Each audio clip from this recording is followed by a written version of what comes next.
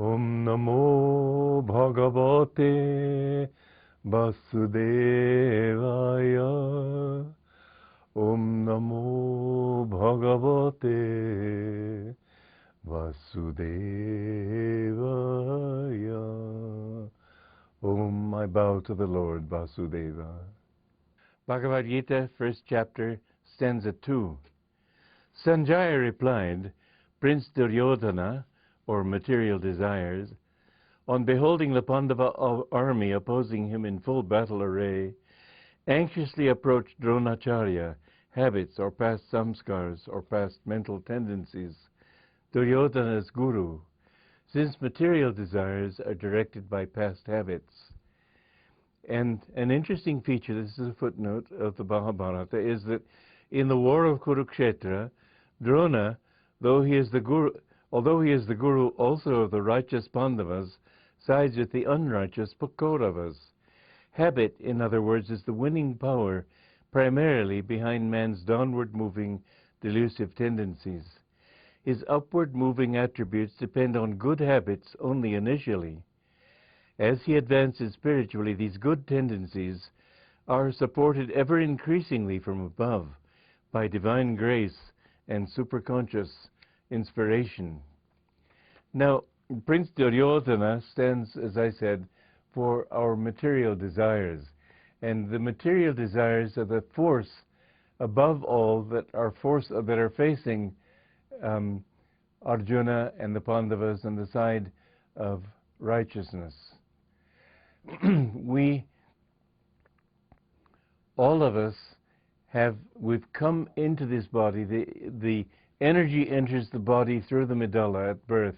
When the sperm and the ovum unite, they begin at that point and begin to grow outward from the medulla. This is why the medulla, you can't operate on the most central part of the medulla, because it is the central part of your existence. That's where the ego is centered, as I said. And from that, the energy moves out into the brain, down into the spine, out into the nervous system, to the surface of the body. And the struggle is the material world, seen through the senses, experienced through the senses, seems so real. It's really not real at all. It's all a dream. But your senses tell you, you're not really experiencing anything. You think you're seeing me on the screen. You're really only seeing it in your own brain. Every sensation comes to you to the brain. Everything you experience is in yourself, but you're thinking that you're seeing it outside. I remember once, many years ago, I was dreaming that I was flying. And I thought, well, people don't fly. I must be dreaming. And so I tried to use my reason, but it was dream reason, and therefore erroneous. But I reasoned it all out very carefully and finally came to the conclusion that I was doing something unusual, but I was flying. And what was my surprise, a moment later to wake up and find that it was a dream anyway. And so this life, which seems so, it seems so real, but all the reasoning you can bring to bear on it, it doesn't work. It still is just a dream. And when you wake up from this dream at death, it's all you see. It didn't really happen. And when you wake up in the infinite, you see it didn't really happen. It's an interesting truth that no saint who has ever found God has ever been bitter about it. He's never said, oh, what a scam. They see that it's a wonderful show. It was worth every moment of it.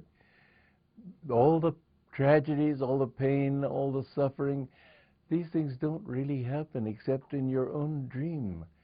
And when you wake up, you realize that's all it ever was. I was only and forever Satchidananda, ever existing, ever conscious, ever new bliss. And so, the goal of life is that. And Duryodhana is our desires, because the energy, in fact, let's face it, the deck is stacked against us. We're born, the first thing a child has to do is inhale, and his first cry is the beginning of his involvement with this world.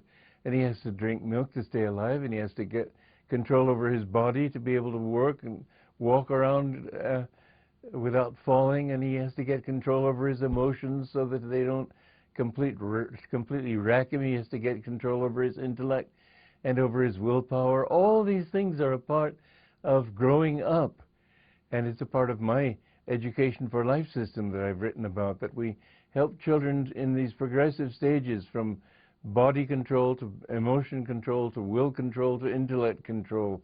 And only then can you say you're beginning to be mature.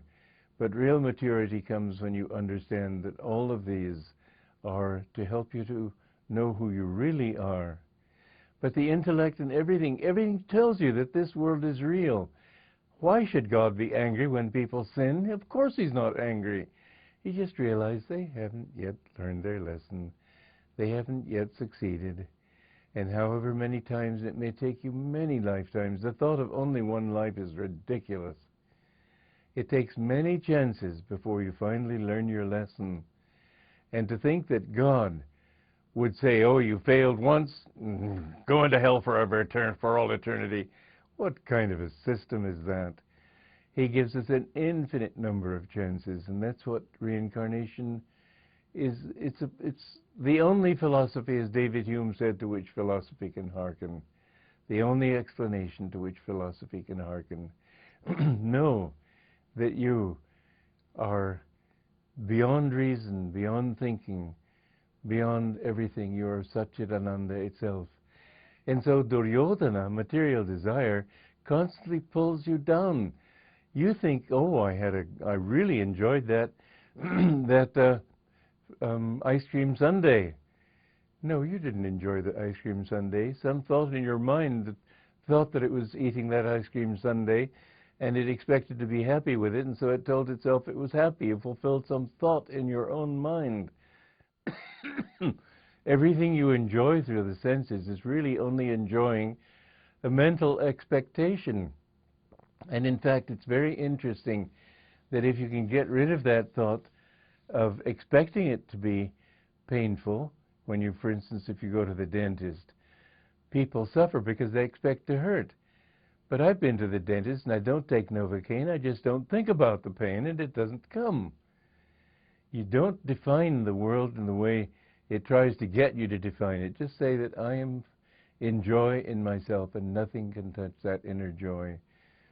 The more you have of that joy, the more you will have of who you really want to be, which is God. I said whom you want to be. Remember those words. You are one with Him. You've come from Him and your destiny is to merge with Him. You're not a little frog, a tadpole in this world.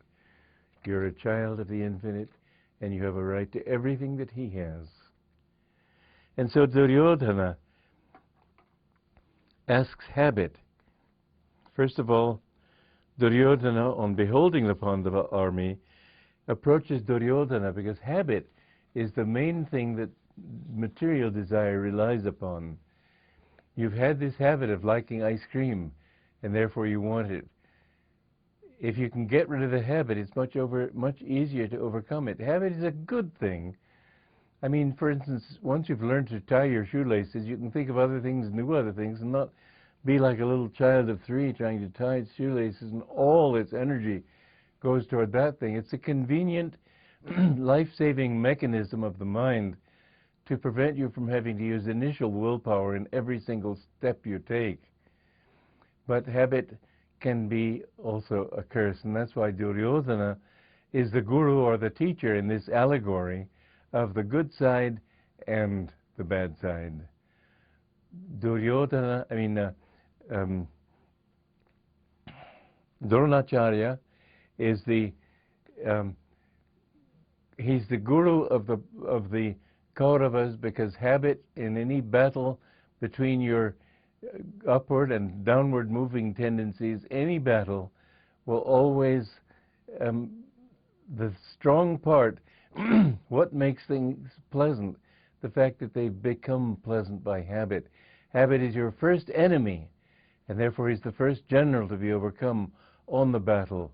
And this is all a part of that great epic, the Mahabharata,